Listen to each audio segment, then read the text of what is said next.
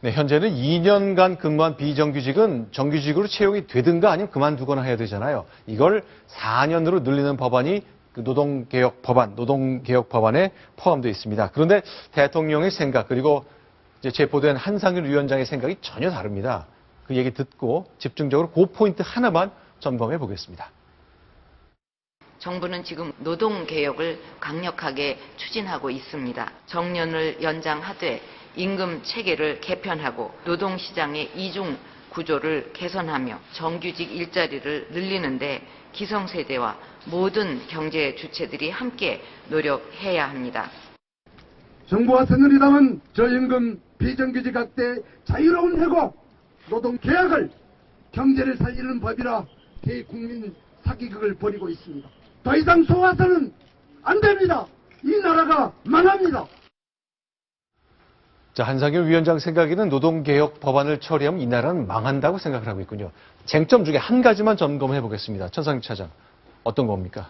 비정규직 문제가 가장 큰 걸림돌이 되고 있는데요. 네. 새누리당과 정부 여당의 생각은 35세 이상 비정규직 기간을 기존의 2년에서 4년까지 늘린다. 그러니까 2년 더 고용할 수 있는 기회가 되기 때문에 네. 고용 안정이 이루어질 수 있다. 이렇게 주장을 하고 있습니다. 실제로 네. 이 기간제 정규직 같은 경우 기간제에서 정규직으로 전환되는 비율이 보통은 이제 15% 정도가 되는데 35세 이상 나이가 좀 들면 이게 9%대로 뚝 떨어집니다.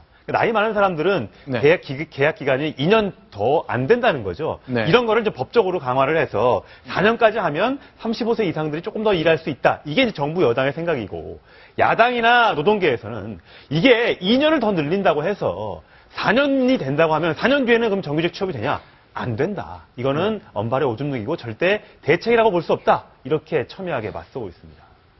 자, 박상훈 의원, 이게 네. 어떻습니까? 뭐 양쪽 다 일리 있다고 자기들 다 생각을 할 것 같습니다만 어떻게 평가하세요? 우리가 원래 이 비정규직 법안을 민노총이나 이런 데서 제기해서 특히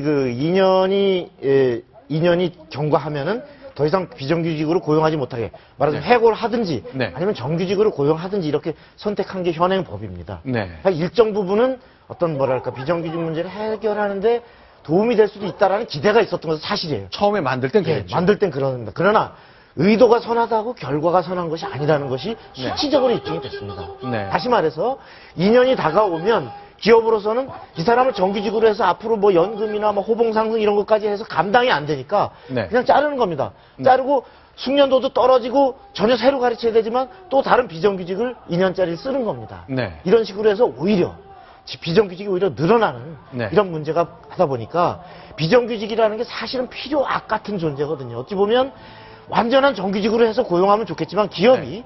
그것을 정규직으로 다 나중에 퇴직 때까지 감당할 여력이 없기 때문에 네. 직종의 형태에 따라서는 부득이 비정규직을 쓰는 것인데 네. 그 기간을 그러면 좀 더 안정적으로 4년까지 쓰게 함으로써 네. 기업도 안정적인 고용을 하고 네. 당사자인 무엇보다도 네. 당사자들이 일정 기간을 안정되게 했으면 좋겠다 해서 비정규직들 본인의 여론조사를 보면은 네. 60% 네. 높게는 80% 가까이가 적극 지지하고 있는 형태입니다.